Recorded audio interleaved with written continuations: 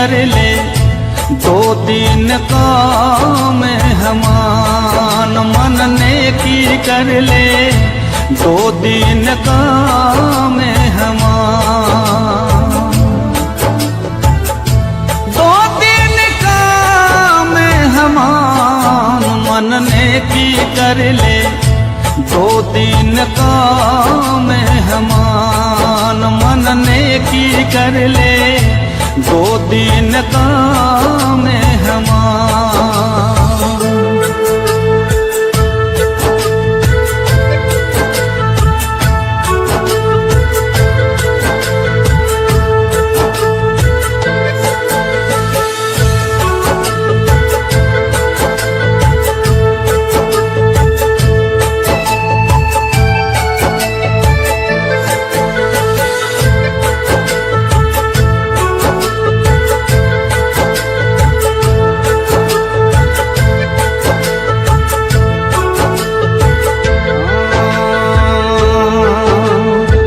जोरू लड़का कुटुंब कबीला, 2 दिन का तन मन का मेला।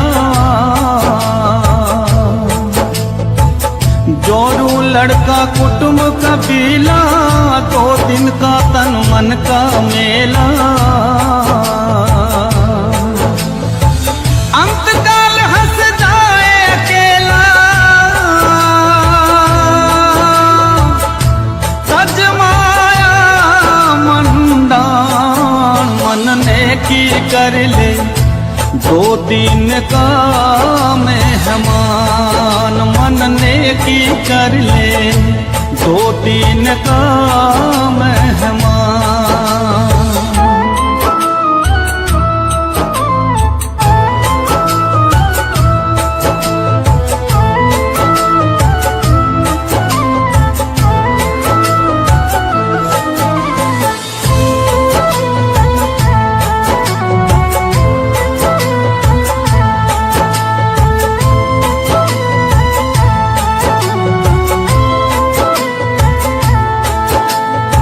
कहाँ से आया कहाँ जाएगा, तन छूटे तो मन कहाँ समाएगा।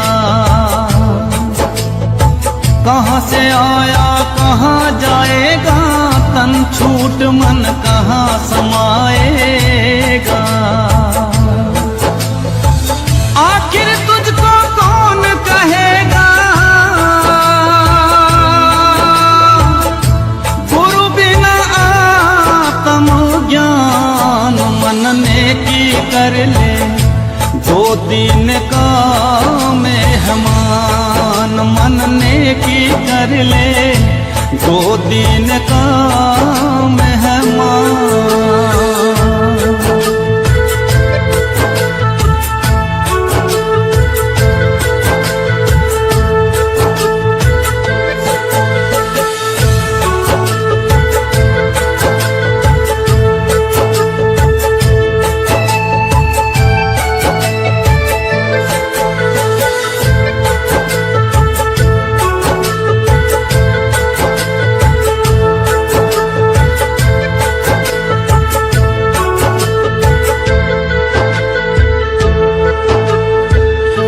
तुम्हारा सच्चा साईं, झूठी है ये सकल सगाई। कौन तुम्हारा सच्चा साईं, झूठी है ये जग असनाई। कौन ठिकाना है तेरा भाई, क्या बस्ती क्या नाम। मन नेकी कर ले, 2-3 का मेहमान। मन नेकी कर ले, 2-3 का मेहमान।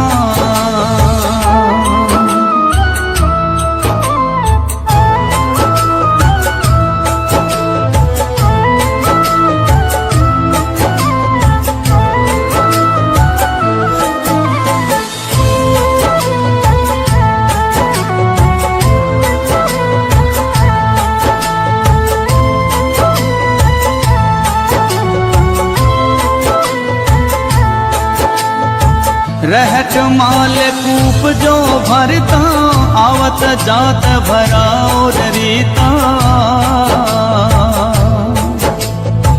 रहट माल कूप जल भरता, आवत जात भरा और रीता। युगो युगो से मरता जीता, क्यों करता अभिमान। मन ने की कर ले दो दिन का मेहमान। मन ने की कर ले दो दिन का मेहमान।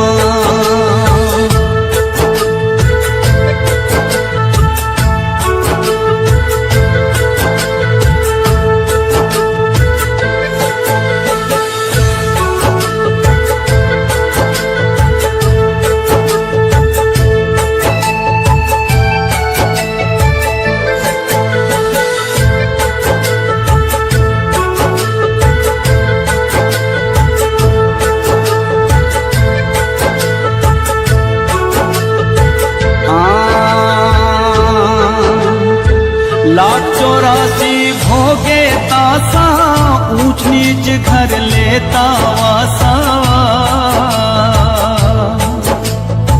लख 84 देखे तासा, ऊंच नीच घर लेता वासा। कहे कभी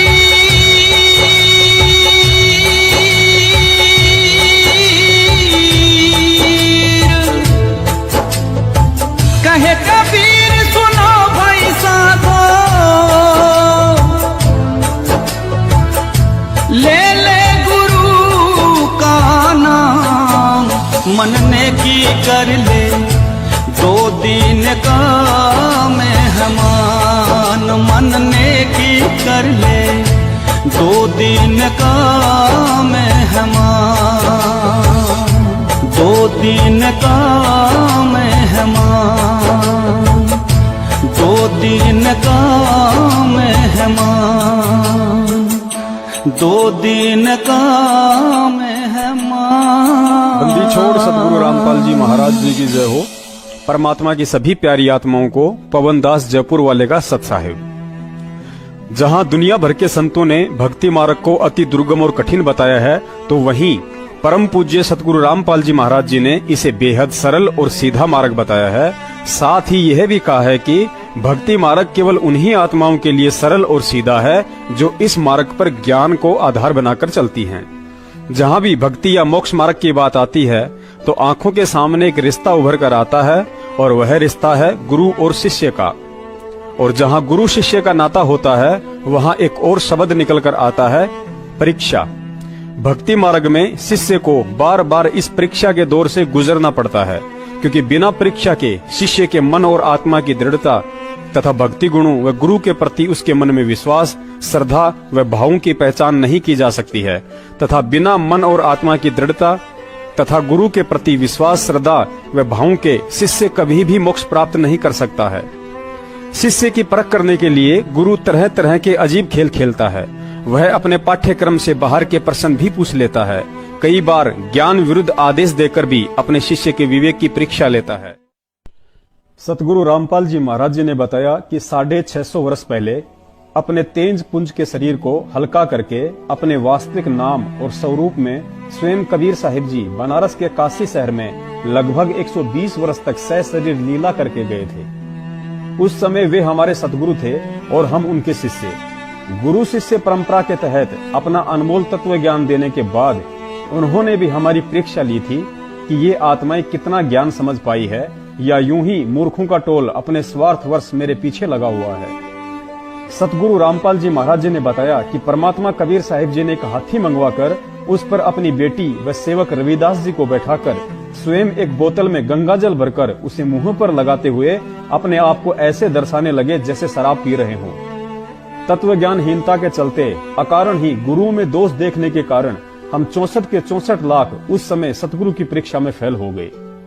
साथ ही आध्यात्मिक मार्ग के नियम अनुसार गुरु को भी एक सख्त हिदायत होती है कि जब तक उनके द्वारा नाम दीक्षित अनुयायी मोक्ष प्राप्त नहीं कर लेंगे तब तक गुरु का भी मोक्ष नहीं हो सकता और गुरु को बार बार जन्म मरण में आना पड़ेगा। अतः इस जटिल प्रक्रिया से बचने के लिए गुरु को समय समय पर परीक्षा के तहत नकली व असली शिष्य की परख करते हुए उनकी छटनी करनी पड़ती है ताकि उन अज्ञानी शिष्यों का भार अपने सिर पर ढोने से बचा जा सके। जब काशी में कबीर साहिब जी अपने असली नकली भक्तों की परीक्षा कर रहे थे तो हम में से ज्यादातर लोग उनके हाथ में गंगा जल की बोतल को शराब की बोतल और उस उपदेशी बहन को गणिका समझकर उन्हें भड़वे जैसे शब्दों से संबोधित कर रहे थे। उस समय का वर्णन करते हुए सतगुरु रामपाल जी महाराज जी ने बताया कि भड़वा भड़वा सब कोई कहे, कोई न जाने खोज, दास गरीब कबीर कर्म यो बाटे सिर का बोझ। संयोगवश उस समय सतगुरु के दो शिष्य अर्जुन और सर्जुन व्यापारिक सिलसिले के से कहीं बाहर गए हुए थे। जब 15-20 दिन के बाद वे काशी शहर में लौटे तो कुछ भक्तों ने उन्हें पूरा वृत्तांत सुना डाला कि भाई गुरुजी ने तो सारी भक्ति की ऐसी तैसी कर डाली। भाई हमने तो पहले ही कह दिया था कि अब मामला बिगड़ने वाला है जब गुरुजी ने वैश्याओं को नामदान देना शुरू कर दिया था। लेकिन अर्जुन सर्जुन को भक्तों की इन सब बातों पर यकीन नहीं हुआ तो भक्तों ने कहा यदि अपनी आंखों से सच्चाई देखनी है तो उसी वैश्या के घर चले जाओ, गुरुजी तुम्हें वहीं मिलेंगे। दोनों भाई सीधे गणिका बहन के घर की तरफ चल दिए। घर नजदीक आते ही उन्होंने निश्चय किया कि सीधे अंदर न जाकर पहले दरवाजे के छेद से देखा जाए कि क्या वास्तव में गुरुजी इस गणिका के घर के अंदर बैठे हैं। जब उन्होंने छिद्र से देखा कि वास्तव में गुरुजी चारपाई पर गणिका के समीप ही बैठे हैं तो काल भगवान ने मौका देकर दोनों के मन में तरह तरह के कुविचार पैदा कर डाले। दोनों एक दूसरे से कहने लगे कि भाई भगत लोग सच ही कह रहे थे, गुरुजी ने तो वास्तव में बदनामी वाले काम कर डाले। अंत में दोनों ने कुछ हिम्मत करके निश्चय किया कि कुछ भी हो एक बार गुरुजी को समझाया जाए कि उन्होंने जो किया है वह ठीक नहीं है, इससे भक्तों के साथ साथ उनकी भी बदनामी हो रही है। दोनों अंदर चले गए और कबीर साहिब जी को धीरे से मात्र इतना ही कहा था कि गुरुजी आपने यहाँ नहीं बैठना चाहिए था, यह नीच का घर है। उसी समय कबीर साहिब जी ने कहा कि भाई अर्जुन सर्जुन तुम तो बड़े समझदार हो, जो अब गुरु को समझाने चले कि ऊंच नीच क्या होता है, मुझे कहाँ बैठना चाहिए और कहाँ नहीं। भाई आज मुझे शिक्षा देकर तुम तो मेरे ही गुरु बन बैठे। कहते हैं अर्जुन सर्जुन बावड़े सुन सतगुरु की प्रतीत और सतगुरु यहाँ ना बैठियो यो द्वारा है नीच। परमात्मा ने उनसे कहा कि भाई ऊंच नीच में हम रहें ये हाड़ मांस की देह और अर्जुन सर्जुन समझियो तुम करियो शब्द सने है। गुरुजी ने बताया कि अर्जुन सर्जुन अच्छी आत्मा थी। उन्हें कबीर साहिब जी के इतना कहते ही अपनी गलती का एहसास हुआ और झटका सा लगा कि भाई हमने तो भक्तों के बहकावे में आकर अपना बना बनाया काम बिगाड़ लिया। उसी समय दोनों भाई परमात्मा के चरणों को पकड़कर रोने लग गए और बुद्धि दोष के चलते अपने इस महाभूल के लिए समय याचना करने लगे। कबीर साहिब जी ने कहा कि भाई अब चाहे तुम कितनी ही बात बनाओ लेकिन मेरे इस शरीर से अब तुम्हारी मुक्ति संभव नहीं है, क्योंकि तुमने मेरे अंदर दोष देख लिया है जो किसी भी तरीके से इस जन्म में दूर नहीं हो सकता। यहाँ पर रहीमदास जी का एक दोहा बड़ा ही सटीक बैठता है कि रहीमन धागा प्रेम का मत तोड़ो छिटकाए, टूटे से फिर ना जुड़े और जुड़े तो गांठ पड़ जाए। फिर भी उन दोनों आत्माओं की विशेष प्रार्थना पर परमात्मा ने उन्हें 250 वर्ष बाद आदरणीय गरीबदास जी महाराज जी के माध्यम से कैसे पार किया, यह बात गुरुजी ने सत्संग में अच्छे से बता रखी है। कहने का मतलब है कि गुरु शिष्य परंपरा के तहत 650 वर्ष पहले भी परमात्मा ने हमारी परीक्षा ली थी, लेकिन बुद्धि दोष और तत्व ज्ञानहीनता के चलते एक दूसरे भगत की सुनी सुनाई बातों का अनुसरण करने के कारण हम सभी भगत फेल हो गए। उसके बाद गुरु शिष्य परंपरा के तहत परम पूज्य सतगुरु रामपाल जी महाराज जी को भी स्वयं परीक्षा देनी पड़ी थी। बताया जाता है कि आध्यात्मिक क्षेत्र में गहरी रुचि के चलते संत रामपाल जी महाराज जी का संपर्क एक रामस्वरूप भगत जी से हुआ, जो हरियाणा के चिमनी ढेराने गांव के रहने वाले थे और वे पहले से ही कबीरपंथी स्वामी रामदेवानंद जी महाराज जी के अनुयायी थे। एक दिन रामस्वरूप जी ने संत रामपाल जी महाराज जी से कहा कि आपके मतलब के एक संत हैं, यदि आप उनसे भेंट करना चाहते हो तो मैं आपको उनके पास नाम दीक्षा के लिए ले चलता हूँ।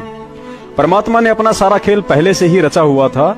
रामस्वरूप जी को तो इस लीला में मात्र निमित्त ही बनना था। संत रामपाल जी महाराज जी तुरंत उनके साथ चल दिए और जाते ही नाम दीक्षा ले ली। मानो जैसे वर्षों से स्वामी रामदेवानंद जी महाराज उन्हीं का इंतजार कर रहे थे। सतगुरु रामपाल जी महाराज जी को काफी समय बीत गया था अपने गुरुदेव की भक्ति और सेवा भाव में। उधर स्वामी रामदेवानंद जी महाराज जी काफी वृद्ध हो चले थे, लगभग 115 वर्ष के आसपास उम्र हो चुकी थी। संगत भी लगभग 8-9 लाख के आसपास हो चुकी थी और गुरु शिष्य परंपरा के तहत अब परीक्षा तो उन्हें भी लेनी थी। कुछ समय बाद उनकी तबीयत खराब रहने लगी। दस्त लगने के कारण उन्हें बार बार फ्रेश होने के लिए जाना पड़ता था। सामान्यतः किसी भी व्यक्ति को 2 या 3 दिन तक ही दस्त की शिकायत रहती है, लेकिन स्वामी जी को महीना बीत गया, फिर भी शिकायत ज्यों की त्यों ही बनी रही। उधर संगत में खुसर फुसर शुरू होने लग गई, जैसे वैश्या को नाम दीक्षा देने के बाद काशी शहर में शुरू हो गई थी। भगत लोग आपस में बातें करने लगे कि भाई गुरुजी काफी वृद्ध हो चुके हैं, लगता है जाने का समय नजदीक आ रहा है। कुछ कहने लगे कि भाई इतने दिन भी किसी को दस्त लगते हैं, जब गुरुजी से अपनी तबीयत संभलने में नहीं आ रही है तो भक्तों का क्या होगा। इसी बीच एक दिन रामस्वरूप भगत जी संत रामपाल जी महाराज जी के पास आए और अन्य संगत की भांति उन्हें गुरुजी की ढलती उम्र और बीमारी के विषय में बताया, लेकिन संत रामपाल जी महाराज जी ने रामस्वरूप जी की बात पर कोई विशेष ध्यान नहीं दिया। कुछ दिनों बाद एक बार पुनः रामस्वरूप जी वही बात संत रामपाल जी महाराज जी के सामने दोहराने लगे और कहा कि भाई लगता है गुरुजी का दिमाग खराब हो गया है, बार बार फ्रेश होने जाते हैं और कई बार तो बिना बाथरूम गए ही कहते हैं कि मेरे गंदे हाथ हो रहे हैं, धुलवाओ। तब संत रामपाल जी महाराज जी ने रामस्वरूप जी की ओर देखा और कहा, अरे रामस्वरूप, यह बात बोलने से पहले तेरी जीभ कट क्यों नहीं गई? गुरु जी का दिमाग खराब हो गया है। अरे भाई, गुरु यानी परमात्मा, और जिस दिन परमात्मा का दिमाग खराब हो जाएगा उस दिन तो सृष्टि का ही विनाश हो जाएगा। ये चांद, तारे, सितारे और ब्रह्मांड सब हिल जाएंगे। लेकिन देख, आज सुबह भी हुई है, सूरज भी निकला है और प्रकृति में सारे कार्य सुनियोजित तरीके से हो रहे हैं। कहते हैं, पो फाटी पगड़ा भया, जागी जिया जून, सब कहूं को देत है वो चौथ समाना चून। जो परमात्मा तेरी आंखों के सामने चींटी का कण भर से और हाथी का मन भर से पेट भर रहा है और तू कहता है कि परमात्मा का दिमाग खराब हो गया है।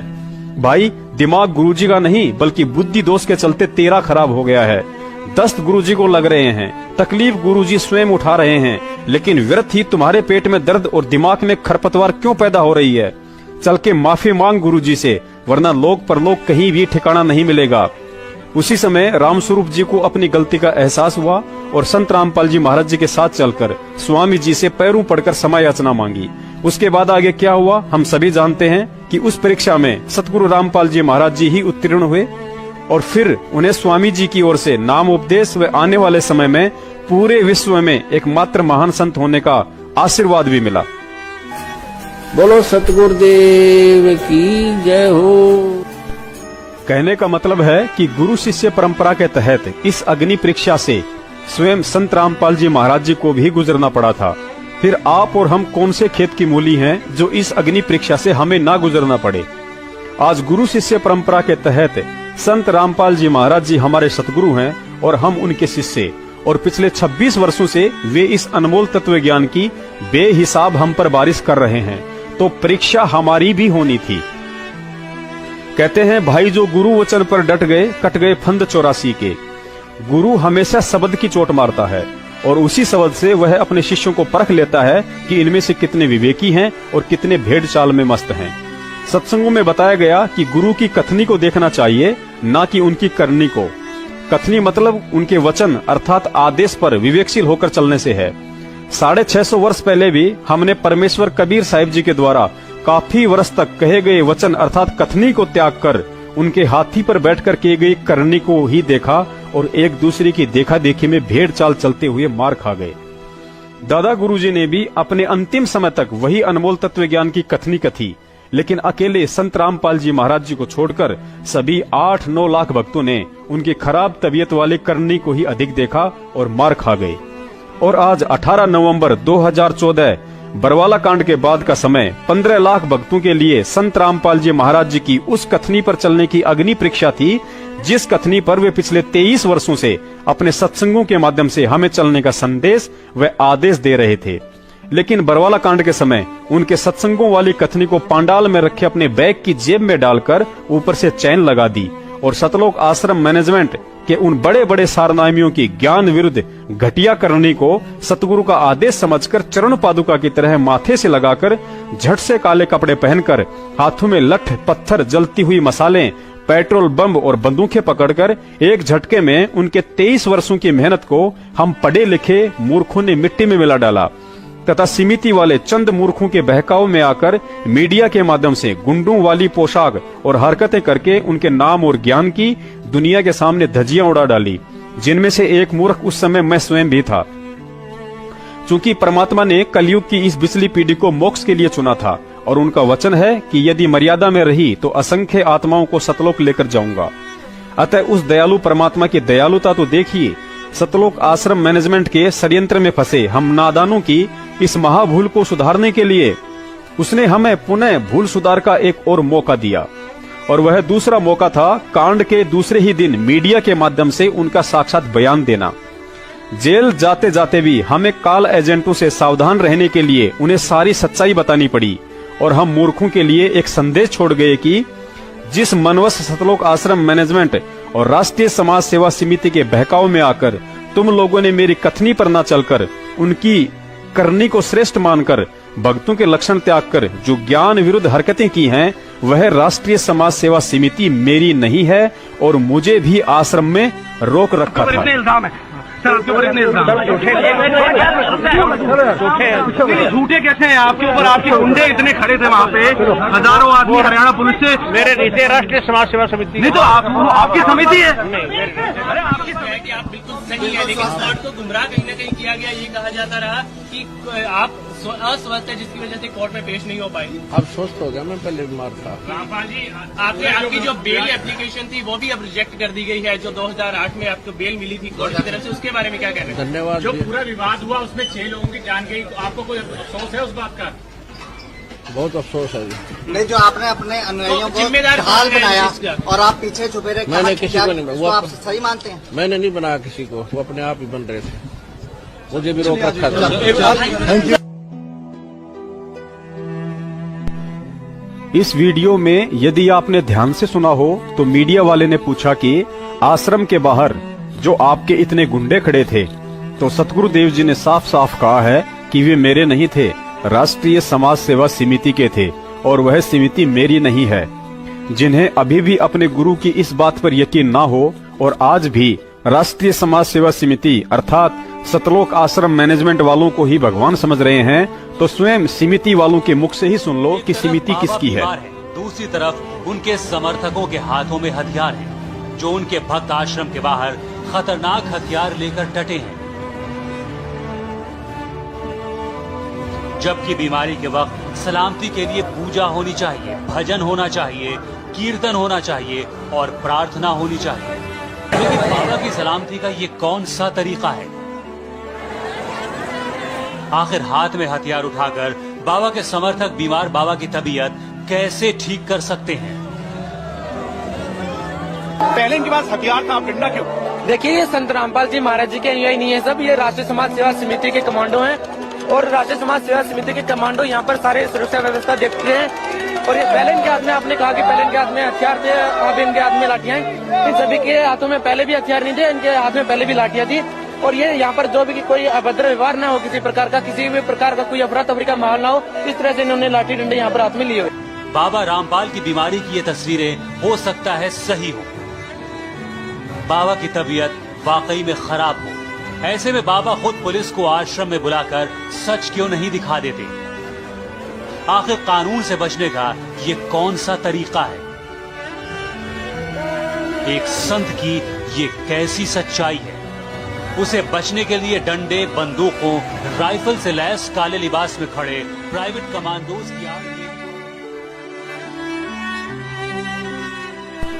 सतगुरुदेव जी ने हम अक्ल के अंधों को यह दूसरा मौका दिया था कि शायद इनकी बंद बुद्धि के पट खुल जाएं, और अभी भी गुरु गद्दार सतलोक आश्रम मैनेजमेंट और समिति वालों की कुसंगति त्याग कर शेष समय अपने कुकर्मों की परमात्मा से बारंबार क्षमा याचना करने और भक्ति में बिताएं। लेकिन परमात्मा से अपनी भूल की क्षमा याचना के बजाय 80% संगत फिर भी लगभग 3 से 4 वर्षों तक सतगुरु की इस मीडिया वाली कथनी को भी लीला का नाम देकर समिति वालों की घटिया करनी में ही लिप्त रही और पुनः उन्हीं गद्दारों के मनमुखी आदेशों व इशारों पर भेड़ चाल चलते हुए इशार तारीखों पर जा जाकर जगह जगह धरने, प्रदर्शन, रैलियां और गुंडे मवालियों की तरह सिर और बाजू पर काली पट्टियां बांधकर काले दिवस मनाते हुए 2 कौड़ी के चंद अधिकारियों और भ्रष्ट नेताओं के सामने हिसार जेल में बंद सतगुरु देव जी को बेबस, लाचार और गरीब समझते हुए उनकी रिहाई की भीख मांगने का ढोंग कर रहे हैं। अंग्रेजी में एक कहावत है कि every action has an opposite reaction, अर्थात हर क्रिया की प्रतिक्रिया होती है। यदि क्रिया सही होगी तो उसकी प्रतिक्रिया भी सही होगी और यदि क्रिया ही गलत होगी तो जाहिर सी बात है उसकी प्रतिक्रिया भी गलत होगी। जिस संगत ने अपनी तत्व ज्ञानहीनता और इस आध्यात्मिक परीक्षा को न समझकर भेड़ चाल में मैनेजमेंट के पीछे पीछे ज्ञान विरुद्ध हरकतें करते हुए अपनी गलतियों और अज्ञानता की परमात्मा से समयाचना न करते हुए एक और उल्टा कर्म शुरू कर दिया और वह कर्म था न्यायपालिका और सरकार का सरेआम पुस्तकें लिखकर मजाक उड़ाना, जो किसी भी तरीके से उचित नहीं था। सर्वप्रथम तो यह गलती 2014 में सतलोक आश्रम मैनेजमेंट ने स्वयं की।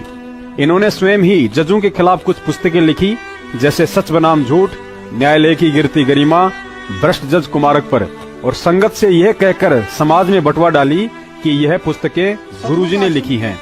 देखिए सच्चाई। महेंद्र दास हमारे साथ हैं, इनसे बात करेंगे। महेंद्र दास जी, हाई कोर्ट ने आदेश जारी कर दिए हैं, नॉन अवेलेबल अरेस्ट वारंट जारी किए हैं संत रामपाल जी के, और 10 तारीख तक उन्हें अरेस्ट करने के आदेश हुए हैं, क्या कहेंगे? ऐसा महाराज जी अस्वस्थ हैं, सोचते ही हम खुद कोर्ट में चले जाएंगे। पहली बात तो ये है। दूसरी, इसका हम कोई लीगल इसका कोई समाधान ढूंढ रहे हैं, कोई लीगल हो। लेकिन जिस तरह से कोर्ट ने भी सख्त रुख अपनाया है, कोर्ट का कहना है कि जो आश्रम के जो समर्थक हैं, जो सपोर्टर्स हैं आपके, वो लगातार कानून प्रक्रिया को प्रभावित करने की कोशिश कर रहे हैं, सड़कों पर उतर आते हैं, क्या कहेंगे? क्योंकि हमारे साथ अन्याय हो रहा है और कुछ जज, वैसे तो मैं बताना चाहूंगा आपको, हम भारत के संविधान की और न्यायपालिका की पूरा सम्मान करते हैं, लेकिन कुछ वरिष्ठ जज हैं जो पक्षपाती हैं, वो हमारे साथ रंजिश नहीं काट रहे हैं। क्योंकि हमारे भक्तों ने कुछ किताबें लिखी हैं उनके लिए, सच बनाम झूठ, न्यायालय की गिरती गरिमा, उनकी जो पोल है वो खोल रखी है, हमारा कानून क्या बोलता है, ये क्या बोल रहे हैं। एक तरफ जिस न्यायपालिका और सरकार के बीच में सतगुरु देव जी हिसार जेल में बैठे हैं, जिस न्यायपालिका और सरकार से आप न्याय के लिए बार बार गुहार लगा रहे हो, और दूसरी तरफ उसी सरकार व न्यायपालिका के खिलाफ लाखों भक्तों के माध्यम से पुस्तक व पंपलेट बंटवाकर आप दुष्प्रचार करवा रहे हो। उसी सरकार के खिलाफ आप जाट आंदोलन को समर्थन देकर उसे और अधिक भड़का रहे हो। उसी सरकार के खिलाफ आज हरियाणा रोडवेज वालों को समर्थन देकर आग में घी डालने का कार्य कर रहे हो। उसी सरकार के खिलाफ आप भक्तों के माध्यम से कांग्रेस की सरकार को सरेआम समर्थन और वोट दिलवा रहे हो, और फिर उसी सरकार और न्यायपालिका से न्याय की उम्मीद कर रहे हो कि हत्या और देशद्रोह जैसे संगीन मुकदमों में हमारे गुरुजी को बाइज्जत बरी किया जाए। और अंत में नतीजा सबके सामने है, क्योंकि 5 सालों से भक्तों के झुंड ने सतलोक आश्रम मैनेजमेंट की कठपुतली बनकर जैसी क्रिया की थी वैसी ही प्रतिक्रिया आनी थी, और अंत में वही प्रतिक्रिया आई, अर्थात बरवाला कांड के दौरान हुई 6 हत्याओं के मुकदमे में आजीवन उम्र कैद की सजा। अब सतलोक आश्रम मैनेजमेंट के मुखिया महेंद्र भगोड़े का बचाव कर रहे उसके वकील एपी सिंह की तरह रटी रटाई भाषा मत बोलना कि हत्या का मुकदमा तो हम पर बनता ही नहीं है। ये तो पुलिस के लाठीचार्ज और आंसू गैस के गोलों से निकली धुआं से दम घुटने के कारण हुआ है। हाँ, यह सच है कि आश्रम के बाहर 6 मौतें पुलिस के लाठीचार्ज और आंसू गैस के गोलों से निकले धुआं के कारण, दम घुटने और भगदड़ के कारण हुई है। लेकिन पुलिस को लाठीचार्ज करने और आंसू गैस के गोले दागने के लिए किसने मजबूर किया और क्यों किया, इस तरफ संगत का ध्यान क्यों नहीं जाता है? पुलिस, हरियाणा प्रशासन और जजों की ना ही तो संत रामपाल जी महाराज जी से कोई रंजिश थी और ना ही उन 6 भक्तों से जिनकी मौतें हुई हैं, और ना ही हरियाणा पुलिस व प्रशासन को इन हत्याओं के लिए जिम्मेदार ठहराया जा सकता है, और ना ही पुलिस पर इन हत्याओं का कोई केस बनता है। जबकि सतलोक आश्रम मैनेजमेंट ने अपने बचाव के लिए जिन लोगों की मौतें हुई थी उनके परिवार वालों को गुरुजी के आदेशों की आड़ में दबाव में लेकर अपने पक्ष में कर लिया और किराए के वकीलों के मार्फत गैर कानूनी तरीके से उन भोले भक्तों द्वारा पुलिस के खिलाफ मर्डर का झूठा मुकदमा करवा डाला। आइए जानते हैं कि उन 6 हत्याओं का मुकदमा हरियाणा प्रशासन, पुलिस और कोर्ट पर क्यों नहीं बनता है। जब तक हम इस देश के नागरिक हैं, तब तक इस देश का संविधान और कानून हर स्थिति में हमारे ऊपर लागू होता है और उस संविधान की पालना हमारा प्रथम कर्तव्य होता है। इस देश में न्यायपालिका के रहते सहते सही गलत का निर्णय हम मनमाने तरीके से नहीं कर सकते हैं। अतः कोर्ट दोषी इसलिए नहीं है क्योंकि सतलोक आश्रम मैनेजमेंट द्वारा 2008 से 2014 तक संत रामपाल जी महाराज जी को करोथा मर्डर केस में पेशी पर बुलाया जाता था, लेकिन सतलोक आश्रम मैनेजमेंट द्वारा बार बार संत रामपाल जी महाराज जी से कोर्ट की अवमानना करवाई गई। कभी मेडिकल के बहाने, कभी हाजिरी माफी, तो कभी लाइव वीडियो कॉन्फ्रेंसिंग के बहाने, और साथ में अपनी एक प्राइवेट आर्मी भी तैयार कर ली गई थी जिसे ब्लैक कमांडो का नाम दे रखा था। अतः अंत में लॉ एंड ऑर्डर को मेंटेन रखने के लिए कोर्ट ने सख्त रवैया अपनाते हुए उनके अरेस्ट वारंट जारी कर प्रशासन को सख्त आदेश दिया कि संत रामपाल जी महाराज जी को हर हाल में चंडीगढ़ कोर्ट में पेश किया जाए। यदि हर व्यक्ति इसी तरह कोर्ट के आदेशों का मजाक बनाने लग जाएगा तो कानून का भय समाप्त हो जाता है और बिना भय के समाज में अराजकता और गुंडागर्दी की स्थितियां पैदा होती हैं और धीरे धीरे देश में गृह युद्ध जैसे हालात पैदा होने शुरू हो जाते हैं, जिसके चलते पड़ोसी मुल्क पाकिस्तान के नहीं बल्कि आप और हमारी ही संपत्ति व बहन बेटियां दरिंदों के शिकार बनती हैं। देखिए यह छोटा सा वीडियो जिसमें सतलोक आश्रम मैनेजमेंट वालों को देश के हर मीडिया चैनल, धर्म गुरुओं और अन्य कानूनी सलाहकारों ने इस कांड से पहले न्यायपालिका पर विश्वास रखने और कोर्ट में उपस्थित होने की सलाह दी थी, लेकिन कहते हैं विनाशकालीन विपरीत है बुद्धि। तो बाबाओं का अंधा कानून कब तक, इसी पर बातचीत चल रही है। आखिरी पड़ाव में पहुंच गए हैं, लेकिन आखिर में जाते जाते राज कपूर साहब खुद हमारे साथ लाइव जुड़ गए हैं। राज कपूर जी, मेरा एक सीधा सा सवाल, उसका जवाब दे दीजिए। आपको देश के कानून में विश्वास है कि नहीं है?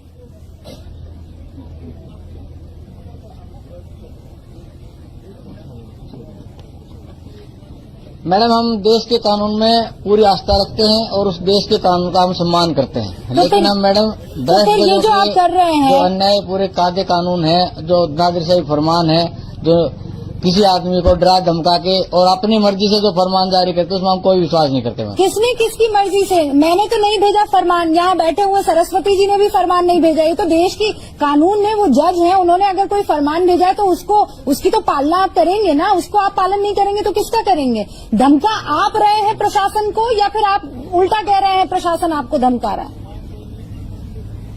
मैडम, मैं धमका नहीं रहा हूँ मैडम, मैं ये कह रहा हूँ किसी आदमी की जिंदगी अगर धमका नहीं रहे हैं तो इतनी ज्यादा तादाद में भीड़ की इकट्ठी कर रखी है प्रवक्ता साहब। कायदे कानून की बात बाद में आती है। तो कायदे कानून ही है, कोर्ट का ही फैसला है। बाबा के ऊपर जो धारा लगी है वो कोर्ट ने ही लगाई है। भाई साहब, ये बात से डर है संत रामपाल जी महाराज के। पहले तो आप ये बताइए कि वो संत किस दृष्टि से हैं? आप किसी बात से डरने वाले नहीं है जी। अगर डरने वाले नहीं है तो बाबा को सामने पेश क्यों नहीं कर रहे हैं? इसका मतलब कहीं ना कहीं कोई जुर्म किया है, इसीलिए पब्लिक को इकट्ठा वहाँ भीड़ कर ली है। अगर संत है तो उन्हें तो सामने आ जाना चाहिए। उनको सामने लेके आए, दूध का दूध और पानी का पानी हो जाएगा। अगर आपने गलत नहीं किया है तो कानून आपको माफ करेगा। अगर आप गलत सामने आएंगे, अपनी बात रखेंगे। कानून से कितने दिन तक भाग पाएंगे बाबा जी? नहीं, आप भाई साहब, यदि संत रामपाल जी महाराज स्वस्थ होते तो आपकी सब बातों का जवाब वो खुद ही दे देते। संत रामपाल जी महाराज पूरे देश में भ्रमण करते हैं, सत्संग करते हैं, भारत का दूध करते हैं। हमें शांति भाईचारा का प्रतीक है संत रामपाल जी महाराज। तो लाए, बीमार है पता तो लगे वो कितना बीमार है, उनको आप दिखाना ही नहीं चाह रहे। लाखों की तादाद में आप ये भाई साहब, ये कोई सभ्यता वाला बात नहीं कर रहे। आप एक बार एक आदमी बोलिएगा, आप एक आदमी बोलो, एक आदमी। राज कपूर जी, अगर वो बीमार है तो हम यहाँ बैठकर ऊपर हाथ उठा कर दुआ करते हैं। ये भीड़ नहीं है, ये संत रामपाल जी महाराज के अनुयायी है। आप अपने शब्दों को थोड़ा सा शब्दों को ब्रेक दें। ये भीड़ नहीं है, ये संत रामपाल जी महाराज के अनुयायी है। अरे ये अंधविश्वास में है, अनुयायी नहीं है, अंधविश्वास में है। मुझे बीच में डिस्टर्ब ना किया जाए किसी आदमी के द्वारा, मुझे बीच में डिस्टर्ब ना किया जाए। यदि आप मेरा पक्ष जानना चाहते तो आप बात कीजिए मेरे से। आपका पक्ष ही जान रहे हैं, लेकिन सवाल नहीं करेंगे। आपकी बात मानेंगे वो सही और आप हमारी बात ना माने वो गलत।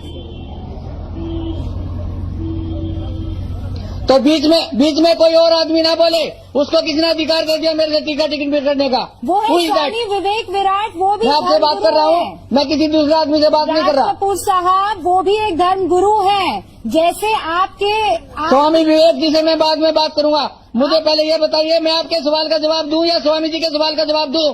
जवाब तो आपको देना पड़ेगा, पूरा देश आपसे जवाब मांग रहा है। एक रूबिका लियाकत नहीं जवाब मांग रही है, स्वामी विवेक विराट जवाब मांग रहे हैं, दीपा शर्मा जी जवाब मांग रही है, जी न्यूज के नहीं तो एक करके मांगो ना, एक करके मांगो। आपको देना पड़ेगा ना राज कपूर जी, अगर आप तो एक करके मांगिए मैडम, शालीनता से मांगिए, एक करके मांगिए, मैं सबके जवाब देने को तैयार हूँ। ठीक है, अब एक सीधा सा सवाल मुझे ये बताइए, अगर वो बीमार, मैं मना नहीं कर रहा हूँ, मैं कह रहा हूँ आप एक एक करके बोलिए ना, ताकि मुझे सुनने में और बात करने में सुविधा हो। ठीक है, आप मेरी बात सुनिए। मुझे ये बताइए, उनकी तबीयत अगर खराब है तो डॉक्टर भिजवा दिया जाएगा, डॉक्टर उनका ख्याल रख लेंगे। ये आप लाखों की तादाद में जो इकट्ठा हो जाते हैं, पुलिस को अपना काम नहीं करने दे रहे हैं, ये कहाँ तक ठीक है? इसे मैं विश्वास कहूँ या अंधविश्वास कहूँ, अंधी श्रद्धा कहूँ, क्या कहूँ, बताइए मुझे। मैडम यदि आपके पिताजी बीमार हो तो आप उन्हें देखने जाएंगे कि नहीं जाएंगे? क्यों नहीं जाएंगे देखने? आपके पिताजी यदि बीमार हैं और आप उन्हें दिल से चाहते हैं तो आप देखने जाएंगे नहीं जाएंगे? अपराधी हैं तो मैं ये सब हमारे गुरुजों के बच्चे हैं, सब मेरे उन्हें देखने के लिए आए हैं। तो मैं पहली लड़की होंगी जो उनको जेल पहुंचाऊंगी, मैं पुलिस थाने उनको पहुंचाऊंगी। संत रामपाल जी महाराज, मैडम देखिए, अपने अंधविश्वास नहीं करूंगी मैं अपने पिता पर, देश का काम। संत रामपाल जी महाराज ने कोई अपराध नहीं किया है जी। आप ये बात जानिए। नहीं, आप गलत कह रहे हैं। पीछे क्यों पड़ा है कानून? आप गलत सजा देना चाहता है। आप जनता में गलत मैसेज भेज रहे हैं। संत रामपाल जी महाराज को अपराधी नहीं है, वो संत हैं। ये देश संत है वो, संत रामपाल जी महाराज अपराधी नहीं है। आप प्लीज अपने शब्दों में थोड़ा सा फेरबदल कीजिए। फेरबदल करती हूँ मैं। संत रामपाल जी महाराज ने क्या अपराध किया बताइए मुझे। मैं ये कहती हूँ, मैडम मैं आपसे ये जानना चाहूंगा, आपसे ही, जो संत रामपाल जी महाराज ने क्या अपराध किया बताइए मुझे। मैं जज नहीं हूँ, मैं वकील नहीं हूँ, ये कोर्ट डिसाइड करेगा राज कपूर जी। लेकिन हमारा ताल ठोक के जो सवाल था उसका जवाब तलाशने की कोशिश हो सकता है अगली बार फिर करनी जाए। राज कपूर जी, आपसे मेरे ख्याल से एक बार फिर से पूरा का पूरा ये प्रोग्राम रखना पड़ेगा बातचीत करने के लिए। आप एंड में जुड़े इसलिए बातचीत नहीं हो पाएगी। और बाकी सभी खास मेहमानों का भी बहुत बहुत शुक्रिया। इसके अलावा हरियाणा प्रशासन व खट्टर सरकार को इसलिए दोष नहीं दे सकते हैं क्योंकि हरियाणा में बीजेपी की सरकार इस कांड से मात्र 20 दिन पहले ही बनी थी। खट्टर सरकार तो इस मुकदमे की ABCD भी नहीं जानती थी। आनन फानन में सरकार ने इस कांड को रोकने के लिए भरकस प्रयास किया, जिसके चलते सरकार ने सतलोक आश्रम मैनेजमेंट से शांति वार्ता के लिए अपने 2 प्रतिनिधि आश्रम में भेजे, लेकिन महेंद्र एंड पार्टी अपनी जिद से टस से मस नहीं हुई। अब बीजेपी सरकार की बेगुनाही का इससे बड़ा सबूत और क्या होगा जब खुद सतलोक आश्रम के वरिष्ठ प्रवक्ता और राष्ट्रीय समाज सेवा समिति के तत्कालीन प्रधान मास्टर बलवान जाखड़ स्वयं बयान दे रहा है कि इस फसाद की मुख्य जड़ कांग्रेस का मुख्यमंत्री भूपेंद्र सिंह हुड्डा था, जिसने जजों पर दबाव डलवाकर यह झूठा केस बनवाया है। हरियाणा की बीजेपी सरकार नहीं चाहती है कि किसी तरह का झगड़ा हो, लेकिन बीजेपी उनकी साजिश का शिकार ना बने और इन केसों की CBI जांच करवाए। अब इस सतलोक आश्रम के वरिष्ठ प्रवक्ता को कौन समझाए, जो स्वयं कह रहा है कि बीजेपी की सरकार को बने हुए मात्र 20 दिन हुए हैं, जो इस मुकदमे की ABCD भी नहीं जानती है। इधर कोर्ट ने सख्त आदेश देकर 20,000 पुलिस फोर्स संत रामपाल जी महाराज जी को अरेस्ट करने के लिए बरवाला में भेज दी है, और तुम कह रहे हो कि हरियाणा सरकार इसकी CBI जांच करवा दे। CBI जांच किसी लेबोरेटरी में नहीं होती है जो मशीन से सैंपल डाला और रिजल्ट बाहर आ जाए। CBI जांच के लिए सरकार को समय व शांति चाहिए थी, लेकिन शांति भक्तों ने नहीं दिखाई और समय सरकार के पास नहीं था। देखिए सतलोक आश्रम के प्रवक्ता का वीडियो, जिससे स्पष्ट है कि हरियाणा खट्टर सरकार का बरवाला कांड करवाने में कोई दोष नहीं है कि आज संत रामपाल हाईकोर्ट के सामने पेश नहीं होंगे। हमारे साथ आश्रम के प्रवक्ता बलवान जी हैं, इनसे जाने। बलवान जी, आज भी संत रामपाल पेश नहीं हो रहे कोर्ट में? आप बीमार हैं, डॉक्टरों के पैनल ने उन्हें सर्टिफिकेट इशू किया है, 19 तारीख तक का बेड रेस्ट लिखा है, इसलिए संत रामपाल जी बीमारी के कारण हाई कोर्ट में पेश नहीं होंगे। तो ऐसे में क्या रास्ता अपनाया जा रहा है? तो फिर पहले भी आपने कहा था वो बीमार हैं, तो उनके गैर जमानती गिरफ्तारी वारंट जारी किए गए थे हाई कोर्ट की तरफ से। देखो, कोर्ट के पास बहुत सी ऑप्शन होते हैं। कोर्ट को चाहिए कि मानवता के तौर पर उन ऑप्शंस पर ध्यान देना चाहिए। जैसे वीडियो कॉन्फ्रेंसिंग हो सकती है, मेडिकल सर्टिफिकेट जारी करने पर एग्जाम्प्ट हो सकता है, या हाजिरी माफी हो सकती है। इन तीनों में से कोई एक भी हो सकता है, हमें कोई आपत्ति नहीं है। लेकिन हरियाणा पुलिस भी लगातार आश्रम के नजदीक आकर के बैठी रही है। 150 मीटर की दूरी पर आकर के उन्होंने डेरा जमाए रखा था, नाकाबंदी कर रखी थी, लेकिन उसके बावजूद हरियाणा पुलिस संत रामपाल को गिरफ्तार करने यहाँ नहीं पहुंची। क्या कोई बातचीत हो रही थी सरकार के साथ या पुलिस के साथ, प्रशासन के साथ? देखो, बीजेपी की सरकार है, वो कोशिश ये कर रही है कि किसी प्रकार से सरकार की भद ना पिटे और ठीक रास्ता निकाला जाए। उनकी ट्राई है ये, और हो सकता है प्रशासन के सामने कोई ऐसी पॉजिटिव रुख आया हो सरकार का, इसलिए वो शायद हलचल कम कर दी हो। बाकी सरकार जाने, सरकार का काम जाने। कोशिश कर रही है सरकार भी किसी प्रकार का टकराव ना हो। आपकी बातचीत हो रही है, कोई मीडिएटर बीच में है जिससे पूरे मामले पर बातचीत हो रही है? हाँ, कल 2 व्यक्ति आए थे बारी बारी से, उनसे हमारी बातें हुई हैं। हमने अपने ऑप्शन उनके सामने रखे हैं, उन्होंने अब सरकार के सामने रखे हैं, मुख्यमंत्री जी के सामने। तो अब उनका काम हो, जैसे भी वो करेंगे, उसके ऊपर क्या निर्णय लेती है सरकार, तो उस पर निर्भर करता है। आज कोर्ट और भी सख्त रवैया अपना सकती है, तो क्या रुख रहेगा आपका आने वाले दिनों में? देखो, कोर्ट को चाहिए कि सख्त रवैया ना अपना करके मानवता के तौर पर इस केस का दोबारा से एग्जामिन करे और जाने कि वास्तव में ये केस बनता ही नहीं है। ये तो किसी हठधर्मी जज की वजह से ऐसा हुआ, और जज के कोई इशारा किया गया था तत्कालीन मुख्यमंत्री भूपेंद्र सिंह हुड्डा के द्वारा। भूपेंद्र सिंह हुड्डा ने दबाव डालकर जजों से ये जानबूझकर केस बनवाया हुआ है, गलत केस। और संत रामपाल जी पे ये केस बनता ही नहीं, क्योंकि संत रामपाल जी ने कहीं भी कोर्ट की अवमानना नहीं की किसी रूप में। आने वाले अगर फिर से नई तारीख पड़ती है, तो क्या उस तारीख पर संत रामपाल पेश होंगे कोर्ट में? यदि स्वास्थ्य ठीक होगा और डॉक्टरों का पैनल संत रामपाल जी को फिट घोषित कर देगा, तो संत रामपाल जी कोर्ट में जरूर जाएंगे। 8 साल से झूठे केसों को अपने सिर पर ढोते फिर रहे हैं, इस एक केस को और ढोलेंगे। इसके अलावा पुलिस को दोषी इसलिए नहीं ठहरा सकते हैं क्योंकि पुलिस केवल कोर्ट व प्रशासन के आदेशों की गुलाम होती है। उसे यदि अपने माता पिता या भाई बहन को भी पकड़कर कोर्ट में पेश करने का आदेश मिलता है तो उन्हें वैसा ही करना पड़ता है, चाहे वे दोषी हों या निर्दोष। उसका फैसला बाद में कोर्ट करती है। अतः बरवाला कांड में कोर्ट की तरफ से पुलिस को केवल इतना ही आदेश था कि तुम्हें हर हाल में संत रामपाल जी महाराज जी को कोर्ट में पेश करना है। लेकिन पुलिस की समझदारी और संयम की दाद देनी पड़ेगी, जिसने मानसिक संतुलन खो बैठे सतलोक आश्रम मैनेजमेंट के गुंडों की गुंडागर्दी को किस कदर सहन किया है। देखिए यह वीडियो, जिसमें सतलोक आश्रम के मुखिया महेंद्र भगोड़े के द्वारा बाहर से मंगवाए गए किराए के गुंडों द्वारा हाथों में जलती हुई मसाले लेकर किस तरह पुलिस को उकसाया जा रहा है और जबरन लड़ाई के लिए पुलिस वालों के हथियार छीनने की कोशिश की जा रही है, लेकिन फिर भी पुलिस संयम दिखा रही है। वो उग्र होता जा रहा है। ठीक सामने की तरफ अगर आप देखें तो एक तरफ पुलिसकर्मी पीछे की तरफ भाग रहे हैं, तो वहीं जो बाबा के अनुयायी हैं वो आगे की तरफ आ रहे हैं। पुलिसकर्मियों को खदेड़ना शुरू कर दिया है। उनके हाथ में एक क्रूड पेट्रोल बॉम्ब टाइप है और ठीक पीछे की तरफ देखें तो हाथों में मशाल लिए वो पुलिस को पीछे की तरफ धकेल रहे हैं। ये स्थिति इस समय सतलोक आश्रम के बाहर की है। ठीक सामने की तरफ जो बाबा के अनुयायी हैं वो दिखाई दे रहे हैं। तो यहाँ पे पुलिसकर्मियों ने चारों तरफ से उन्हें घेरना शुरू कर दिया है। वज्र के साथ, वाटर कैनन के साथ आगे की तरफ बढ़ रहे हैं, लेकिन स्थिति इस समय सामान्य नहीं है। ये इस समय की हालत है ठीक सतलोक आश्रम के बाहर की। एक तरफ पुलिस है तो दूसरी तरफ संत रामपाल के समर्थक। ऐसे में स्थिति अब काबू से बाहर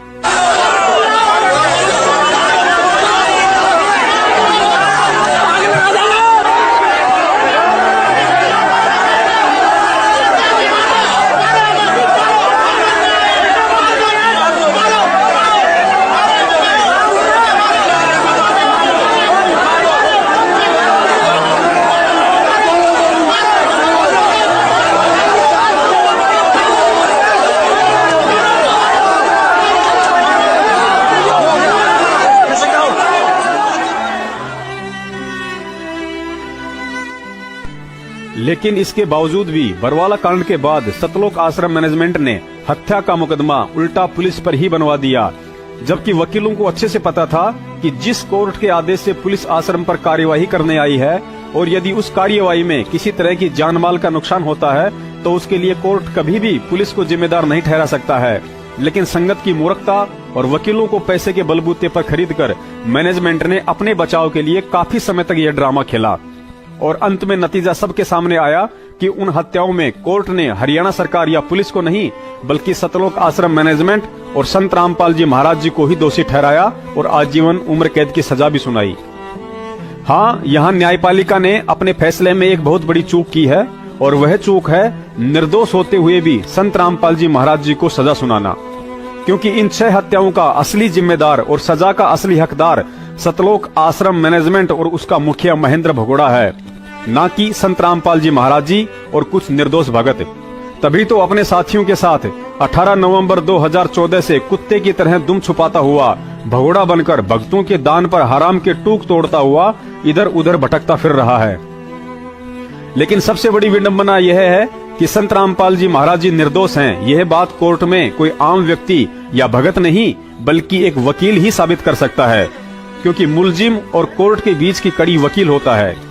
लेकिन इसे भी दुर्भाग्य ही कहा जाएगा कि कोर्ट में संत रामपाल जी महाराज जी को निर्दोष साबित करवाने वाले सारे के सारे वकील उसी सतलोक आश्रम मैनेजमेंट के मुखिया महेंद्र भगोड़े ने कर रखे हैं, जो हर हाल में संत रामपाल जी महाराज जी से पहले अपना बचाव चाहता है और अपने बचाव के लिए चाहे संत रामपाल जी महाराज जी को उम्र कैद हो या फांसी, उसे कोई परवाह नहीं है, क्योंकि महेंद्र भगोड़े की नजरों में संत रामपाल जी महाराज जी की औकात किसी संत या भगवान के नहीं बल्कि एक सामान्य इंसान की तरह है।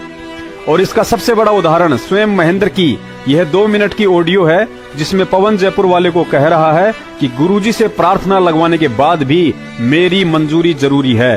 अर्थात अब भक्तों को गुरुजी के आदेश के बाद भी एक 2 कौड़ी के अदने से भिखारी महेंद्र की इजाजत लेनी पड़ेगी कि महेंद्र जी, मुझे गुरुजी ने ऐसा करने का आदेश दिया है, लेकिन अब गुरुजी के आदेश के ऊपर आपका क्या आदेश है?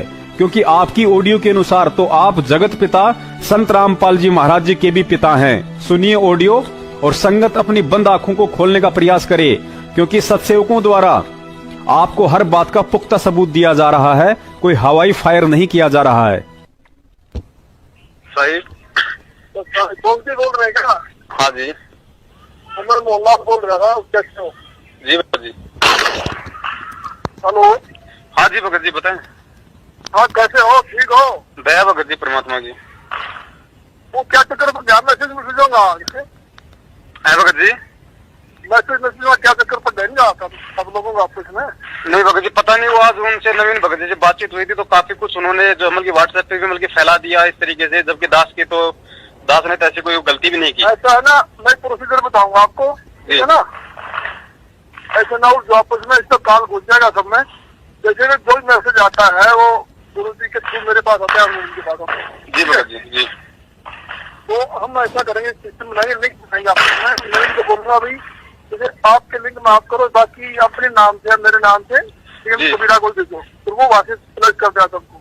जी भगत जी, ठीक है ना? जी जी जी भगत जी, मालिक के आदेशों के अनुसार चलना है। दास का इसमें कहीं कोई मतलब इधर उधर का बिल्कुल नहीं है। बाकी मैंने आज दास ने नवीन जी को ये कहा था कि नवीन जी देखो, मेरा कहीं वो कुछ नहीं है, ना ही मैंने कोई ऐसा कोई मतलब मैसेज किया है मेरे से भगत जी बगैर थोड़ा अगर आपने सुनो, आपने मैसेज हाथ दे दिया ना भी, तो डीएम कबीरा को सत्य मानने और कला मानने, मतलब उससे क्या होता है ना, ये भी नवीन भी करता है तो हम करवा नहीं भगत जी आप बातों को छोड़ो, जो हो गया तो छोड़ो, आपकी छोड़ो दोबारा, ठीक है ना? जी जी जी।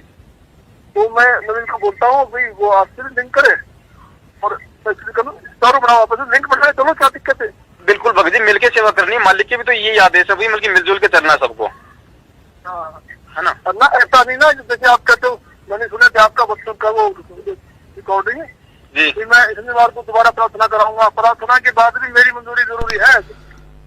बदकिस्मती से आज यदि किसी भिखारी को सतलोक आश्रम मैनेजमेंट द्वारा संगत से धर्म के नाम पर भीख मांगने वाले इस व्यापार का पता चल जाए तो वह यही कहेगा कि मैं एक भिखारी हूँ, भीख मांगकर खाना मेरा धंधा है, सदियों से मेरी पीढ़ियां यही काम करती आ रही हैं। मेरे फटे पुराने कपड़े और मैला कुचला बदन देखकर लोग समझ जाते हैं कि मैं वास्तव में असहाय और निर्बल हूँ।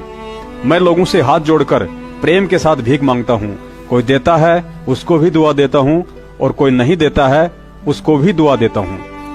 आपने चौराहे पर, प्लेटफार्म पर, बस अड्डे पर मुझे यही कहते सुना होगा कि अल्लाह के नाम पे दे दे बाबा, मौला के नाम पे दे दे बाबा, इस गरीब की हालत देखकर तो दे दे बाबा।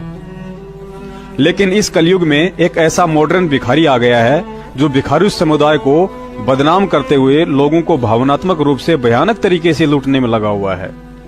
उसके भीख मांगने का तरीका बड़ा ही हाई प्रोफाइल है। पढ़े लिखे IAS, IPS ऑफिसर्स लोग भी समझ नहीं पा रहे हैं कि वह भीख मांग रहा है या धमकी दे रहा है। उसके भीख मांगने के तरीके को देखकर अक्सर कई लोग मुझे भी सलाह दे जाते हैं कि कहां अल्लाह के पीछे पड़े हो। यह डायलॉग पुराना हो चुका है। आज के जमाने में अल्लाह के नाम पर नहीं, धर्म के नाम पर मांगना सीखो। मैं तुम्हें एक समिति का नाम बता देता हूँ, जिनकी देश विदेश में लगभग 150 के आसपास दुकानें खुली हुई हैं। उनसे जाकर मिलो, प्रार्थना करो, उनकी गुलामी करो। हो सकता है वे लोग इस क्षेत्र में भी कमीशन बेस पर तुम्हारे लिए कोई नामदान वाली दुकान खोल दें। भिखारी बोला, बाबूजी आपकी सब बात ठीक है, लेकिन आप कह रहे हैं कि वह समिति सीधे अल्लाह के नाम पर नहीं मांगती है, तो फिर किसके नाम से भीख मांगती है?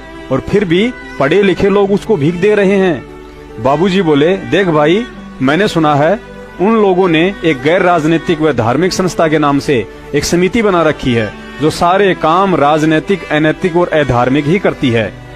मैं तुम्हें उस समिति के द्वारा भीख मांगने के कुछ तौर तरीके बता रहा हूँ, जिससे हो सकता है आप समझ जाओ कि वह कौन सी समिति है। जैसे रमेणी के नाम पे दे दे रे बाबा, वकीलों के नाम पे दे दे रे बाबा, जमीन के नाम पर दे दे रे बाबा, जमानत के नाम पर दे दे रे बाबा, आश्रम के नाम पर दे दे रे बाबा, भंडारे के नाम पे दे दे रे बाबा, ज्योति के नाम पर दे दे रे बाबा, पाठ के नाम पे दे दे रे बाबा, बैतूल में गुरुजी का सिंहासन बन रहा है उसके नाम पे दे दे रे बाबा, फर्जी लेटर के नाम पे दे दे रे बाबा, नकली ऑडियो के नाम पे दे दे रे बाबा, जेल में प्रार्थना के नाम पे दे दे रे बाबा, गुरुजी की बेटी से प्रार्थना लगवा दूंगा, दे दे रे बाबा, अनारो माई से प्रार्थना लगवा दूंगा, दे दे रे बाबा, 50 लाख रुपए गुरुजी के नाम पे उधार दे दे रे बाबा, कुछ मत सोच, बस दे दे रे बाबा, ज्यादा सोचा तो जेल में प्रार्थना लगवा दूंगा रे बाबा, दे दे नहीं तो तेरा नाम खंड हो जाएगा रे बाबा, नहीं दिया तो कहीं शुद्धिकरण भी नहीं होने दूंगा, दे दे रे बाबा। भिखारी बोला, बाबूजी इस संस्था का नाम तो RSSS यानी राष्ट्रीय शुक्र स्वान समिति है, जो 2010 से जगत गुरु रामपाल जी महाराज जी के पीछे पड़ी तो उन्हें जेल भिजवा दिया, और अब आप कह रहे हो कि वह संस्था भिखारीपन के धंधे में आ गई है, अब पता नहीं हमें कहां ले जाकर छोड़ेगी। बाबूजी बोला, लेकिन तुम्हें कैसे पता चला कि इस संस्था का नाम राष्ट्रीय शुक्र स्वान समिति है? मैंने तो सुना है उसका नाम राष्ट्रीय समाज सेवा समिति है। तो भिखारी बोला, बाबूजी जिसे स्वयं परमात्मा स्वरूप संत रामपाल जी महाराज जी ने नकार दिया हो कि यह संस्था मेरी नहीं है, तो ऐसे में उसे राष्ट्रीय समाज सेवा समिति नहीं बल्कि राष्ट्रीय शुक्र स्वान समिति कहना भी स्वानों की तौहीन है।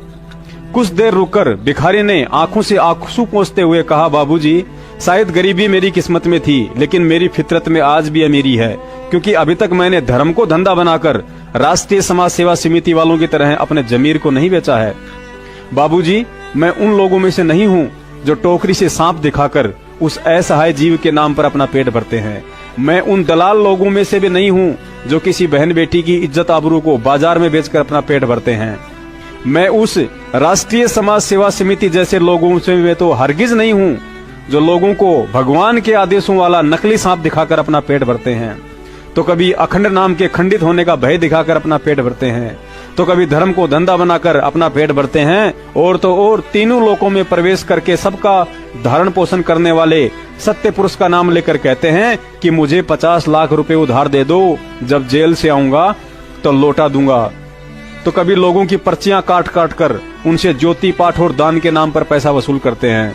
वह बूढ़ा भिखारी दोनों हाथ फैलाकर गीली आंखों से आसमान की तरफ देखता हुआ ये कहकर अपने कदम धीरे धीरे आगे बढ़ाने लगा, हे भगवान मैं भिखारी हूँ, लेकिन आज तक भीख मांगी नहीं तेरा नाम बेचकर, 1 पैसा देने वाले को 10 पैसे की दुआ दी है तेरा नाम बोलकर।